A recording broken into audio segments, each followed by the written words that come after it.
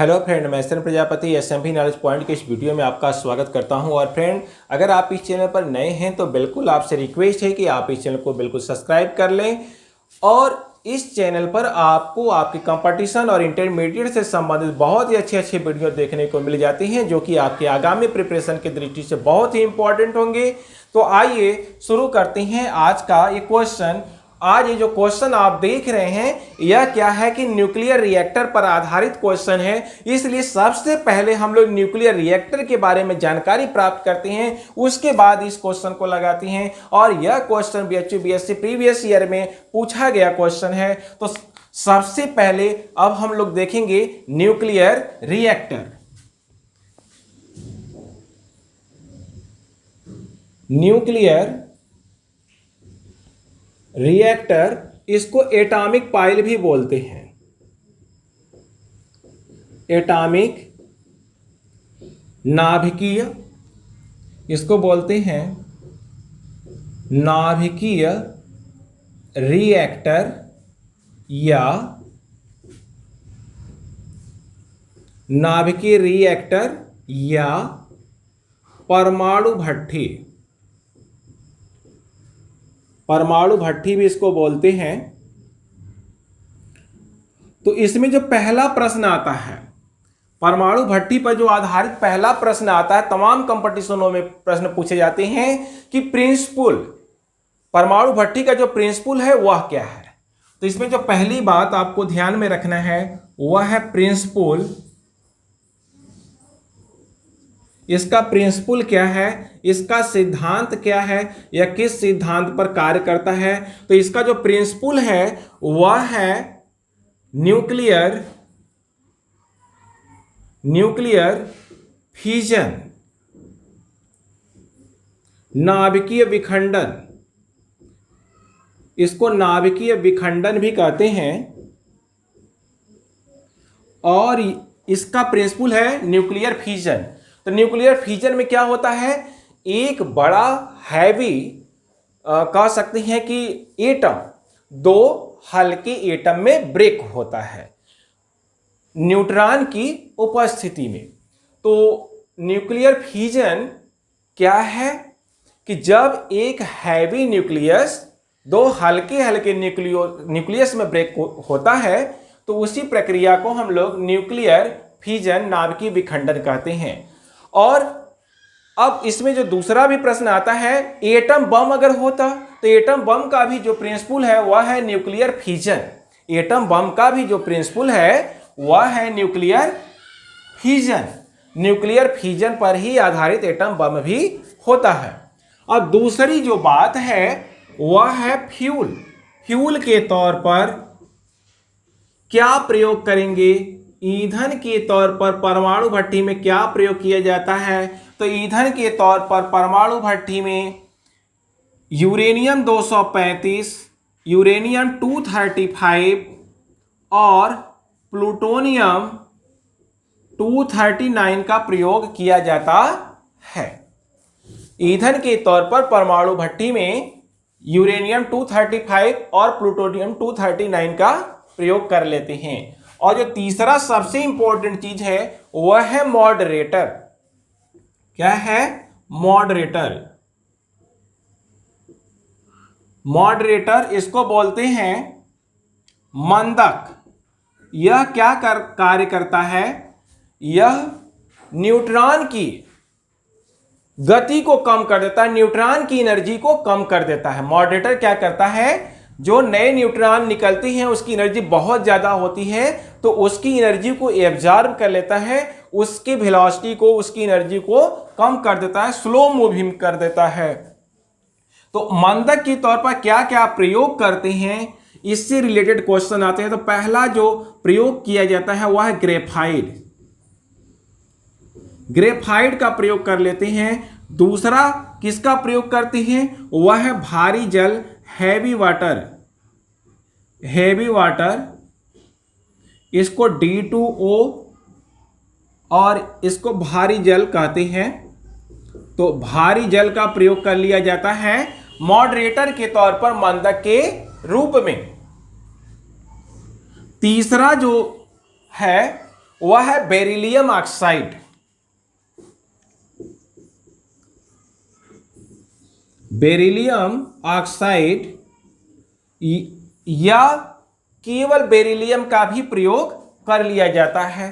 तो यहां पर जो सबसे इंपॉर्टेंट क्वेश्चन बनता है कि मॉडरेटर के तौर पर परमाणु भट्टी में, मंदक के तौर पर परमाणु भट्टी में किसका प्रयोग किया जाता है? ग्रेफाइट ऑप्शन में है तो भी सही है, हैवी वाटर दिया है तो भी सही है, बेरिलियम दिया है तो भी सही है, या बेरिलियम ऑक्साइड दिया है तो भी सही है। तो इनमें से अक्सर करके हैवी वाटर दिया रहता है ऑप्शन में, आप हैवी वाटर को सही करेंगे। अब चौथा परमाणु भट्टी में जो ध्यान देने योग्य बात है वह है कूलेंट, शीतलक। कूलेंट मीन्स शीतलक। शीतलक के तौर पर परमाणु भट्टी में जो मटेरियल प्रयोग करेंगे वह है एयर मीन्स वायु, वायु का प्रयोग कर सकते हैं। जल है वाटर, इसका प्रयोग कर सकते हैं, या carbon dioxide CO2, carbon dioxide का भी प्रयोग कर लिया जाता है। कूलेंट का कार्य क्या है? यह परमाणु भट्टी को ठंडा रखने का कार्य करता है। जो एनर्जी उष्मा के रूप में निकलता है, कूलेंट उसको ठंडा करके वेपर में बदल देता है, भाप में बदलता है, और उस भाप से बड़ी बड़ी टरबाइनें चलाकर बिजली का उत्पादन किया जाता है। तो कूलेंट के तौर पर एयर, जल और कार्बन डाइऑक्साइड का प्रयोग कर लिया जाता है।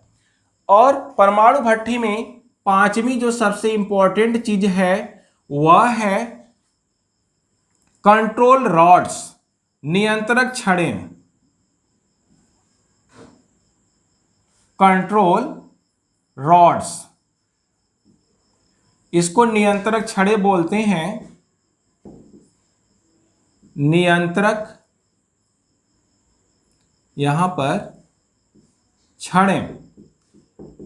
कंट्रोल रॉड के तौर पर परमाणु भट्टी में किस मटेरियल का प्रयोग करते हैं? तो कंट्रोल रॉड के तौर पर परमाणु भट्टी में कैडमियम या बोरॉन रॉड का प्रयोग करते हैं।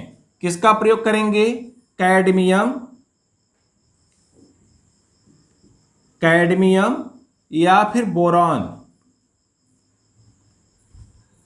कैडमियम या बोरॉन रॉड का प्रयोग करते हैं। ये नियंत्रक छड़ों के रूप में प्रयोग की जाती हैं। और छठा जो सबसे इंपॉर्टेंट चीज है वह है सेफ्टी रॉड्स। अच्छा, नियंत्रक छड़ों का कार्य क्या है?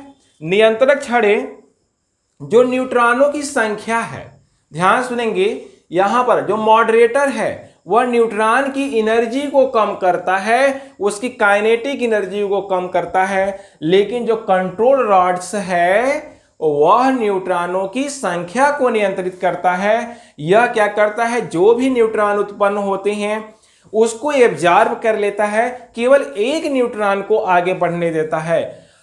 एटॉमिक रिएक्टर में जब एक यूरेनियम परमाणु का विखंडन होता है तो उससे 2 या 3 न्यूट्रॉन निकलते हैं। नियंत्रक छड़ें क्या करती हैं? सभी न्यूट्रॉनों को एब्जॉर्ब कर लेती हैं, केवल एक न्यूट्रॉन को छोड़ देती हैं, और वही न्यूट्रॉन क्या करता है? आगे बढ़कर नाभिकीय रिएक्टर को संचालित करता है, न्यूक्लियर रिएक्टर को एक्टिव रखता है। छठा जो सबसे इंपॉर्टेंट चीज है वह है सेफ्टी रॉड। सेफ्टी रॉड्स, इसको सुरक्षा छड़ें भी बोलते हैं। सुरक्षा छड़ें। सेफ्टी रॉड्स के तौर पर परमाणु भट्टी में कैडमियम के रॉड का, कैडमियम रॉड्स का ही, कैडमियम का बना हुआ एक विशेष प्रकार का कह सकते हैं कि ग्रुप होता है रॉड्स का, जो कि परमाणु भट्टी में आपात स्थिति में, इमरजेंसी के समय, जैसे जब ऐसा लगता है कि परमाणु भट्टी में कहीं ऐसा तो नहीं विस्फोट हो जाए, या जो जो रिएक्शन उसमें चल रहा है, जब वह अनकंट्रोल्ड चेन रिएक्शन की ओर बढ़ता है तो तुरंत ही सुरक्षा छड़ों का, सेफ्टी रॉड्स का एक पूरा सेट न्यूक्लियर रिएक्टर में प्रवेश कर जाता है और न्यूक्लियर रिएक्टर शट ऑफ या शट डाउन की स्थिति में आ जाता है। पूरी तरह से जो न्यूक्लियर रिएक्टर का जो फंक्शन है वह बिल्कुल रुक जाता है और इस तरह से जो एटॉमिक रिएक्टर है वह विस्फोट होने से बच जाता है। तो सेफ्टी रॉड्स के तौर पर कैडमियम रॉड्स का ही प्रयोग किया जाता है। तो इस तरह से अब आप समझ गए होंगे परमाणु भट्टी के बारे में। अब हम क्वेश्चन पर आते हैं। क्वेश्चन में पूछा है which of the following material is used as controller in a nuclear reactor. कहा कि निम्न में से कौन सा पदार्थ किसी रिएक्टर में नियंत्रक के लिए उपयोग किया जाता है। तो नियंत्रक के लिए क्या उपयोग किया जाता है, यहां पर कैडमियम बोरान है, ऑप्शन में देखते हैं क्या मिलता है, ग्रेफाइट है, बेरिलियम है, बोरॉन है, सोडियम है। तो इसमें से कौन सा ऑप्शन सही होगा, इसमें से ऑप्शन सी बोरॉन सही होगा, क्योंकि यही क्या करता है, कंट्रोलर के तौर पर, कंट्रोल रॉड के तौर पर प्रयोग किया जाएगा। तो इस तरह से ऑप्शन सी करेक्ट हो जाएगा। इन सब पर आधारित बहुत अच्छे अच्छे क्वेश्चन पूछे जाते हैं। एक क्वेश्चन तो इसी पर आधारित है, मॉडरेटर, मंदक के रूप में, परमाणु भट्टी में मंदक के रूप में किसका प्रयोग किया जाता है। तो अक्सर करके ऑप्शन में हैवी वाटर देता है, हैवी वाटर ज्यादा करेक्ट माना जाता है। हालांकि इसके अलावा ग्रेफाइट और बेरिलियम ऑक्साइड का भी प्रयोग किया जाता है। और इसके अलावा भी कुछ क्वेश्चंस जो अच्छे बनते हैं वह कि परमाणु भट्टी में ईंधन के तौर पर किस मटेरियल का प्रयोग करते हैं। तो कभी कभी 238 भी दिया रहता है, तो 238 सही नहीं है। परमाणु भट्टी में ईंधन के तौर पर यूरेनियम 235, 235 और प्लूटोनियम 239, प्लूटोनियम 239 का ही प्रयोग किया जाता है। तो इस तरह से आप परमाणु भट्टी मीन्स न्यूक्लियर रिएक्टर के बारे में समझ गए होंगे और इस पर आधारित क्वेश्चनों को बड़े ही आसानी से सॉल्व कर लेंगे।